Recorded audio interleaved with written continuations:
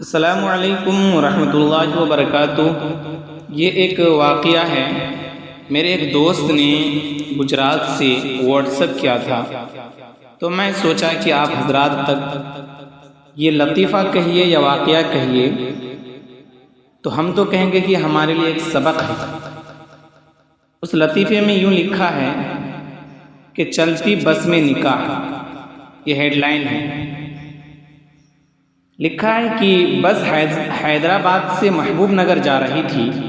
جب bus station سے چل پڑی تو فرنٹ سیٹ پر بیٹھے ایک بزرگ، جس نے بہت اچھے کپڑے پہنے ہوئے تھے، کھڑے ہو گئے اور باقی مسافروں سے مخاطب ہو کر کہا، یعنی کہ جو سفر کر رہے تھے ساتھ میں، ان سے مخاطب ہو کر کہا، میرے بھائیوں اور بہنوں، میں کوئی بھکاری یا گداگر نہیں ہوں، یعنی کہ میں کوئی بھکاری نہیں ہوں یا گداگر نہیں ہوں۔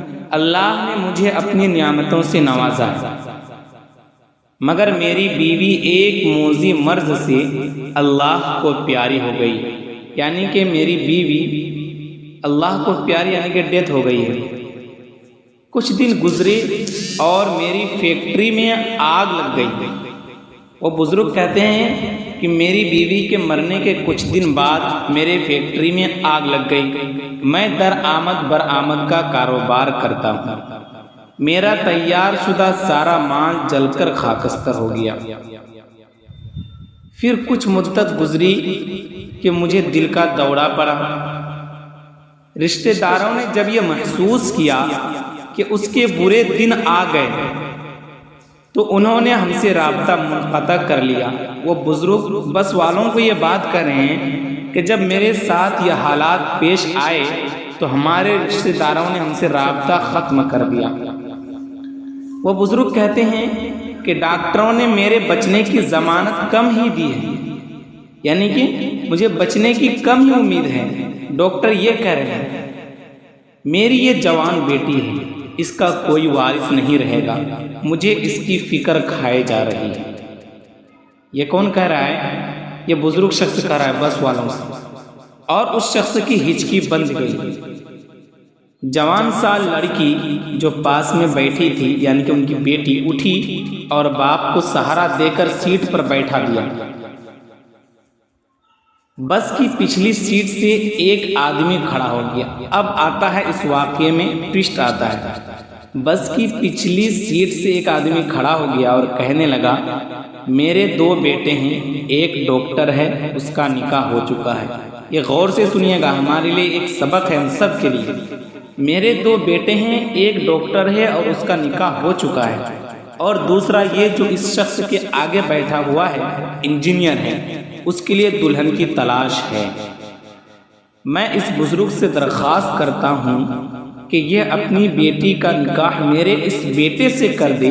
میں وعدہ کرتا ہوں کہ اس بچی کو کبھی باپ کی کمی محسوس نہیں ہونے دوں گا۔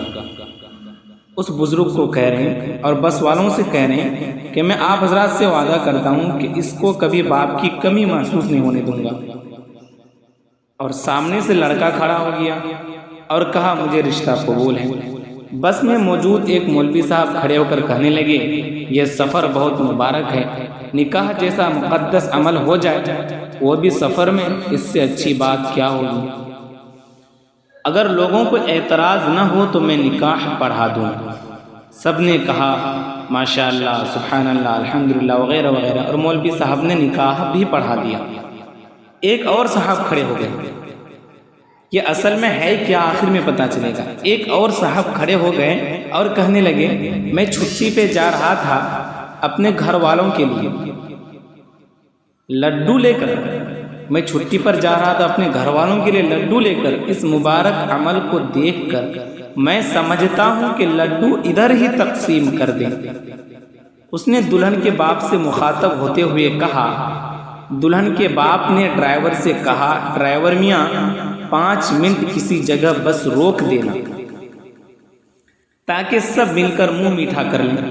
ڈرائیور نے کہا، ٹھیک ہے بابا جی۔ مغرب کی نماز کے بعد جب اندھیرا ہونے لگا تو لڑکی کے باپ نے ڈرائیور سے بس روکنے کو کہا۔ لڑکی کے باپ نے کہا کہ ڈرائیور صاحب بس روک دیجیے، یعنی کہ یہ جو لڈو لائے ہیں ہم سب منہ میٹھا کر لیں، اس لیے کہا تھا۔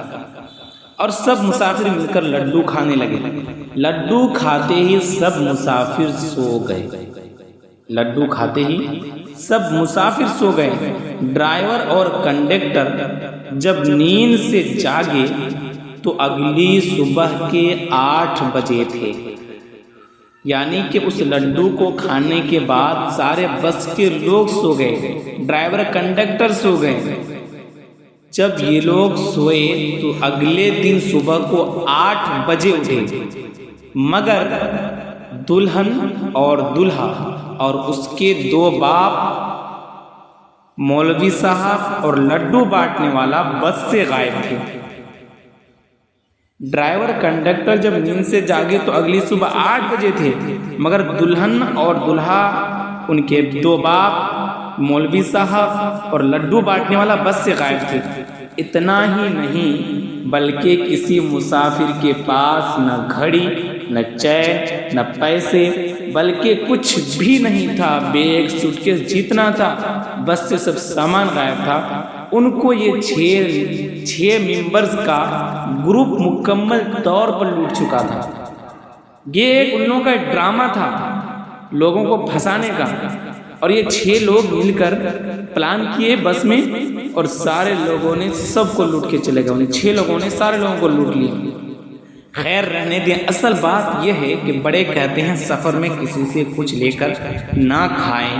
یہ ہمارے لیے ایک سبق ہے کہ ہم جب بھی سفر کریں تو ہم کسی سے کچھ کھانے سے پرہیز کریں، کسی سے بھی کچھ کھانے کو نہ لیں۔ ویڈیوز کے لیے پلیز ہماری انوکھی باتیں چینل کو سبسکرائب کر لیجئے، لائک شیئر کرنا بالکل نہ بھولیں، کمنٹ میں ہمارا حوصلہ افزائی کریں۔